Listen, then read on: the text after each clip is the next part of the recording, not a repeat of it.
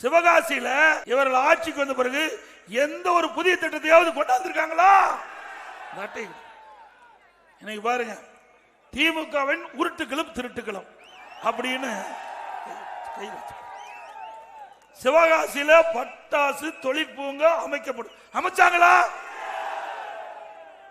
சிறுவெல்லிபுத்தூர்ல அழகர் அணை திட்டம் செயல்படுத்தப்படும். செஞ்சாங்களா? அருப்புக்கோட்டையில சாய தொழிற்சாலை நிறுவனாங்களா? விருதுநகரில் அரசு சட்டக்கல்லூரி அமைக்கப்படும். அமைச்சாங்களா? விருதுநகரில் அரசு பாலிடெக்னிக் கல்லூரி அமைக்கப்படும். கொண்டு வந்தாங்களா? பட்டம்புதியில சிப்காட் அமைக்கப்படும். கொண்டு வந்தாங்களா? விருதுநகர் நகராட்சி மாநகராட்சி தரம் உயர்த்தப்படும். மாநகராட்சி தரம் உயர்த்தினாங்களா? அதே போல நீட் தேர்வு ரத்து பண்ணாங்களா? விருதுநகரில் புதிய தொழிற்பூங்கா அமைக்கப்படும். அமைச்சாங்களா? அதே போல பெட்ரோல் டீசல் விலை குறைக்கிறாங்களா? குறைச்சாங்களா? அப்போ மக்கள்கிட்ட ஏமாற்றி தானே ஓட்டு வாங்கியிருக்காங்க.